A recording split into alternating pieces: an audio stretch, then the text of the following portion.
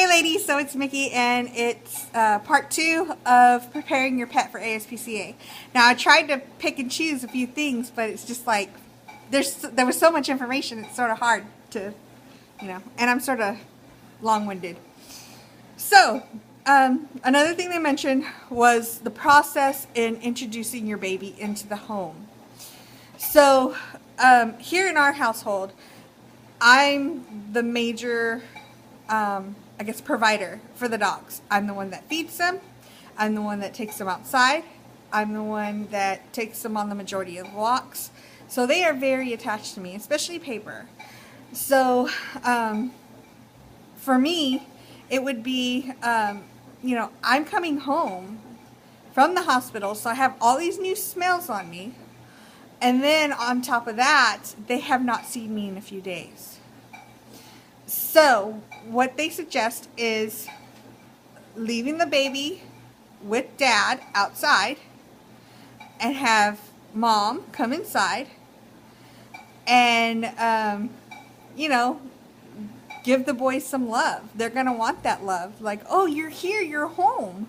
I haven't seen you. Where have you been? You smell differently. So giving them that love and attention. And then after a minute or two, then Dad come in with the baby, and then just not making a big deal out of it, bringing the baby in, let them smell Dad, let them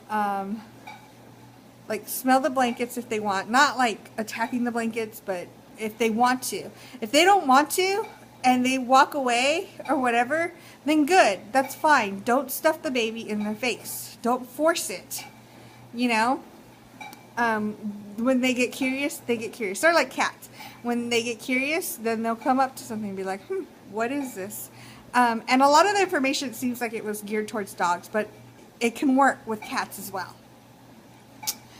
And then when Mom gets settled and sits down, have Dad put the baby in Mom's arms and just let them smell the feet, if they want to. And just slowly introduce that way. So, also the whole, bringing a blanket from the hospital, have Dad bring it home like the day before or something so they can get used to the smell, but not letting them play with the blanket.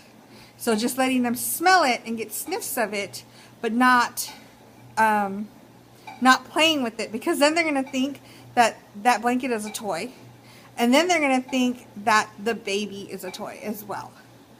So you don't want to confuse them at all.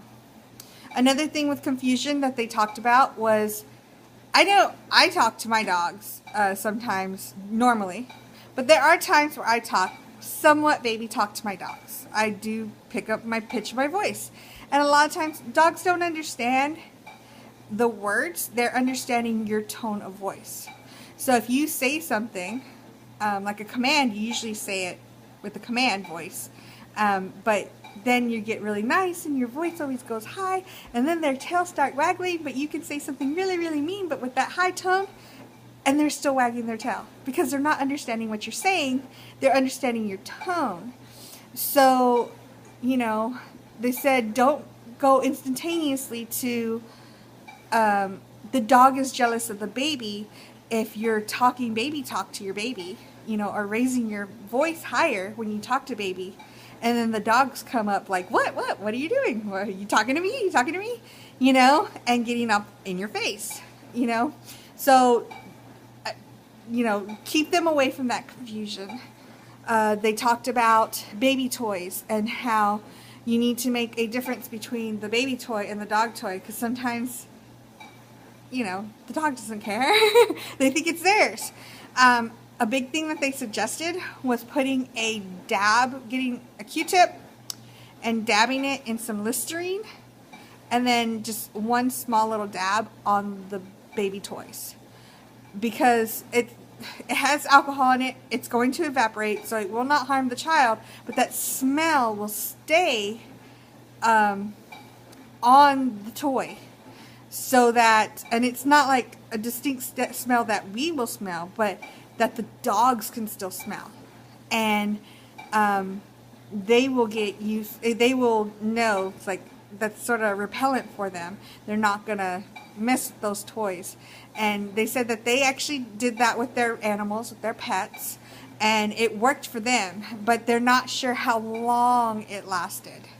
So maybe every month or so, or if they start going towards the baby's toys again, then trying it again, you know, and see how long it works after that. So that's a really good one right there. I've never heard of Listerine being a deterrent.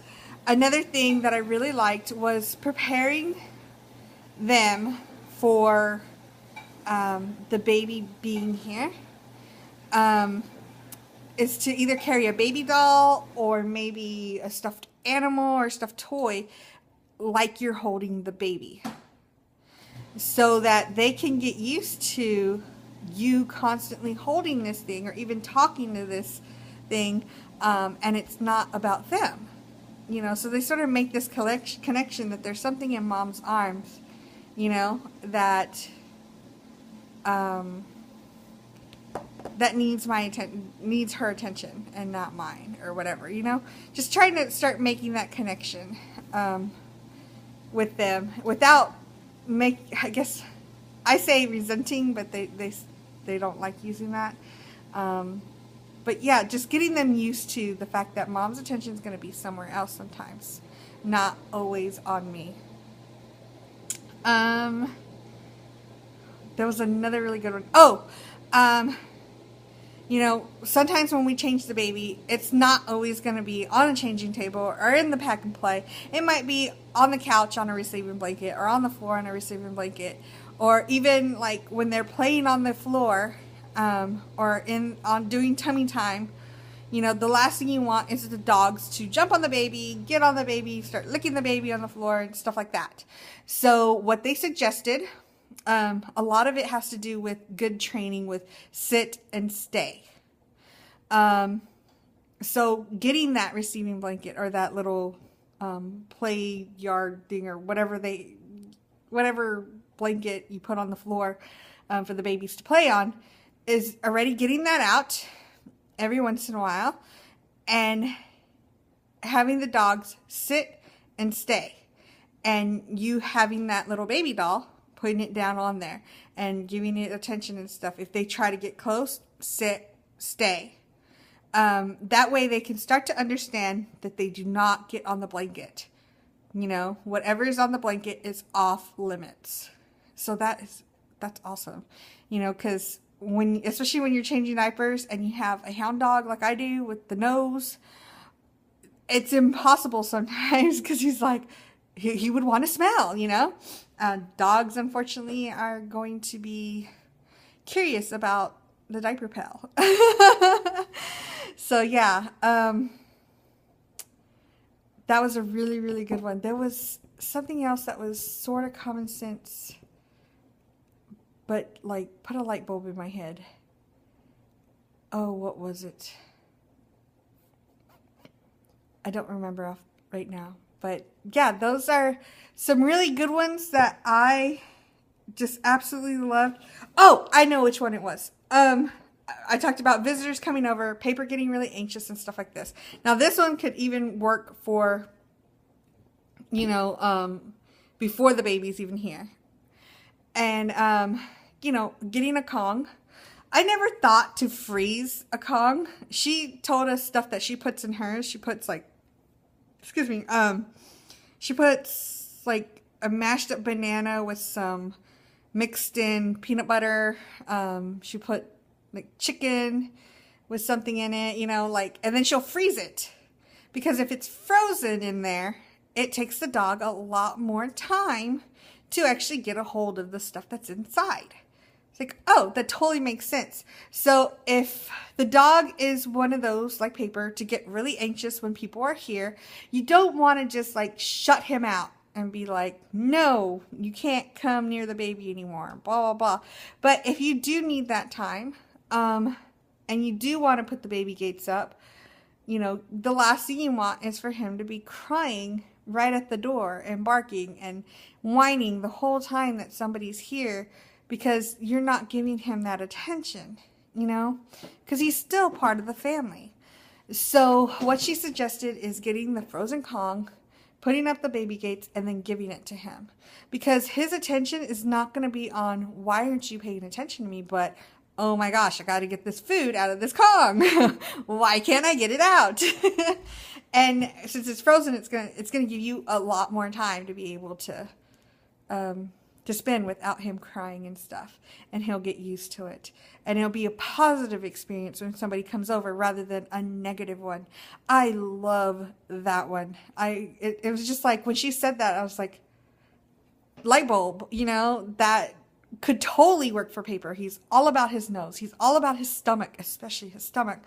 And he's very anxious. So perfect. That's just perfect. Of course, we did talk about hygiene for the dogs before baby comes home.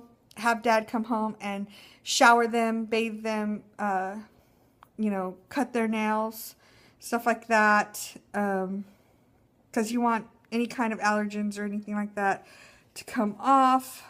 We talked about cats, the toxoplasmosis. We didn't really get too much into it because there was only one person with cats, but she also had dogs too. So she had done a lot of research, and I think she actually worked there too. Let's see.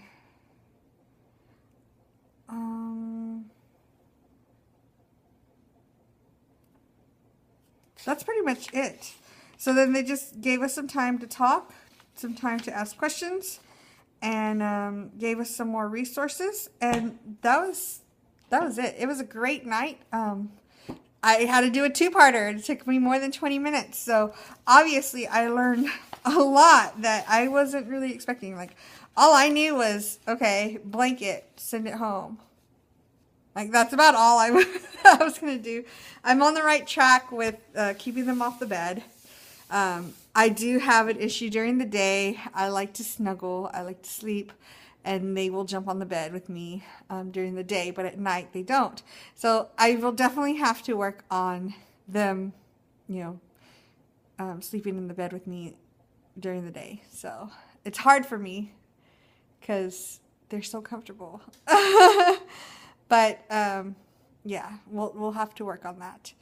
But, yeah, if you have any questions about anything that I went over or would like a copy of the sign-up or the slides that they gave us, I can more than willing, you know, scan this and send it to you. I wrote a few little notes on there. It's not a lot of information, but it's just like the points that they hit. Check out your local SPCA. See if they have these classes. If not, try to request them. See if they can, you know, try to help. They seem more than willing to help people out. They were giving us their numbers. It didn't cost anything. And they're like, just call us, you know, because the last thing we want is for someone to say, I just had a baby and I can't take care of my dog anymore. You know, there's plenty of dogs out there that just don't have homes, but for one to be loved and be part of the family and then just be kicked out because the baby came in, like they don't want that, you know? So it's great. I love the class, and yeah. All right. If you have any questions, message me and I'll get back to you as soon as I can. All right. I'll talk to you later. Bye.